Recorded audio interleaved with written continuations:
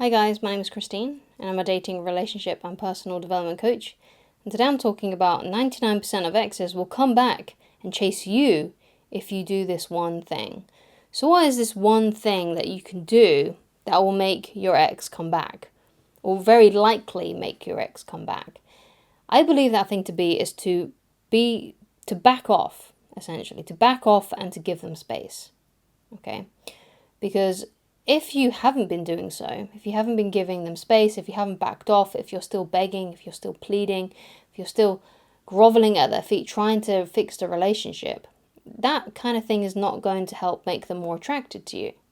Because what's happened here is that if you are wanting your ex to come back and if you've been dumped, okay, then they are more of a position of power and they perceive themselves as the one that is more attractive, right? Because you're the one that's chasing them. Okay, so what you want to do is you want to switch that dynamic around. Okay, you want them to be chasing you because that makes you the desired one. That makes you the more attractive one. Okay, so the way that you do this then is by backing off, right, and not contacting them, by applying the no contact rule essentially. Okay, because what you want is you want them to be pursuing you. You want them to be chasing you. And someone can't be chasing you if you're all the time chasing them, if you're the one that's always phoning them up, if you're the one that's always in their DMs, if you're the one that's always trying to resolve things and contact them and try to get things going again. Okay? So it has to switch. There has to be a switch around here. And the only way you can do that is by backing off. Because what you need to realize is that no amount of you groveling, no amount of you begging and pleading for them to come back into your life is going to make them more attracted to you. In fact, it's going to make them maybe even pity you, okay? And no one can be attracted to someone that they pity and they think is like, oh, poor person, oh, it's quite sad, how pathetic, right? And I'm not saying that you are pathetic by doing that kind of thing, because obviously, you know, when you go for a breakup, it is an extremely painful thing to go through. So I understand why the natural response for most people when they go through a breakup, you know, is to beg to try and stop it from happening, because obviously you don't want it to happen, right? If you got dumped, you probably didn't want that to happen. You probably wanted to continue to be in that relationship and to be happy, right? So when that person is stripped away from you, and not only that, they've dumped you and they've kicked you to the curb essentially, it hurts. It lowers your self-esteem. Okay, but if you want to get them back and to have any hope of getting them back, you need to back off. You really do. You need to back off and give them plenty of space, because that will give them the window to start missing you. Okay? That'll give them the opportunity to miss you, because they can't miss you if you're in their DMs. They can't miss you if you're always contacting them. They can't miss you if you're phoning them up all the time. They can't. Right? You're not giving them enough space. The only way that you can make them miss you is by giving them your absence. It's by disappearing. That's how you make someone miss you. That's how you make someone fear losing you. Okay? And that's what needs to happen. In order for them to come back, they need to be afraid that they've lost you, which is what makes them come back. And that's most of the time what makes an ex come back. What makes an ex come back and contact you is that they've got to a point where they've actually realized that they're losing you. And they're afraid of doing that because they still love you and care about you. So they reach out. Okay? So you have to apply then and stick to the no contact rule. That's one of the things that you just have to do. There's no other alternative, really. If you are trying to attract an ex back that dumped you, then you have to give them your absence and you have to stick to and apply the no contact rule. Okay? So while you're doing this then, because obviously the no contact rule and backing off is a very difficult thing to do, especially if a lot of your time was consumed with thoughts of your ex, contacting your ex, you know, just dwelling on your ex in general. Okay, so if you had a lot of time to do that and you've spent a lot of time doing that, then the next step for you is to find new things that you can do during that time, because obviously if you spend a lot of time doing that, then when you stop doing that, it's going to create a vacuum and you can easily go back to your old habits of trying to get in contact with your ex and things like that. So the best thing to do then is to try and find a way to make your time productive.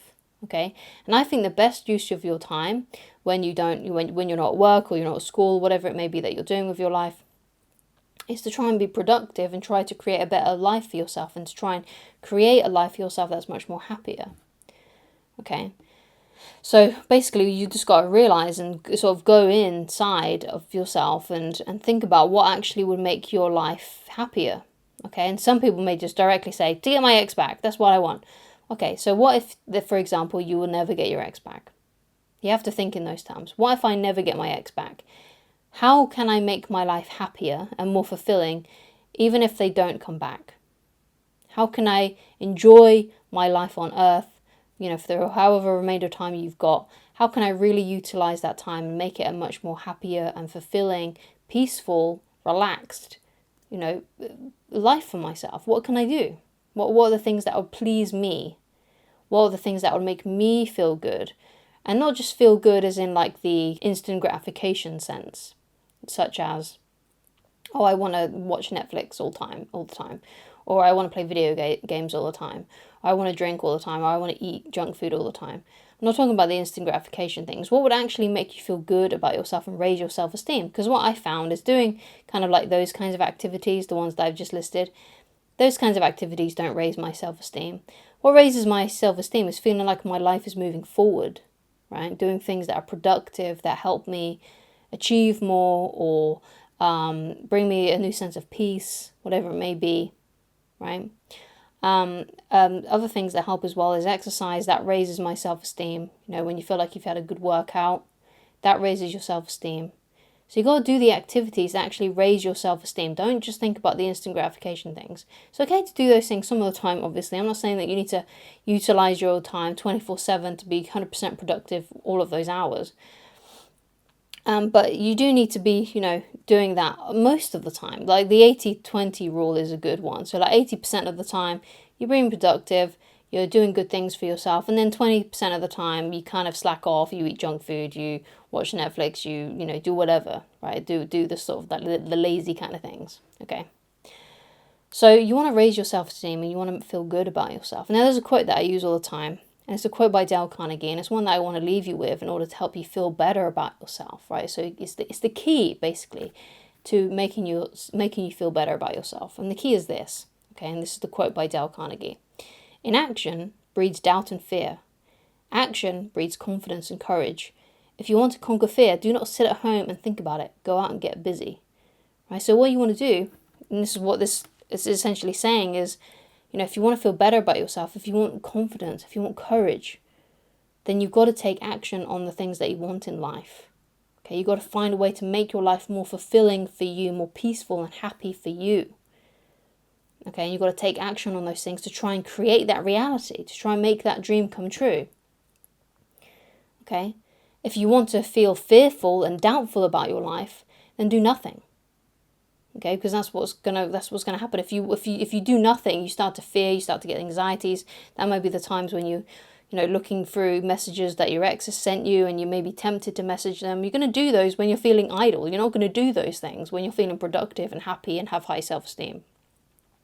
You're just not gonna do those things, because in those moments you have self-respect. Procrastination really will make you feel rubbish about yourself, whereas taking action, being productive, will make you feel good about yourself. Okay, so you want to do and be drawn to the things that make you feel good. Okay? So thank you so much for watching. If you'd like to get in touch with me personally and you'd like coaching with me, then please go to www.ChristineLoveridge.com, and I shall talk to you again very soon. Goodbye.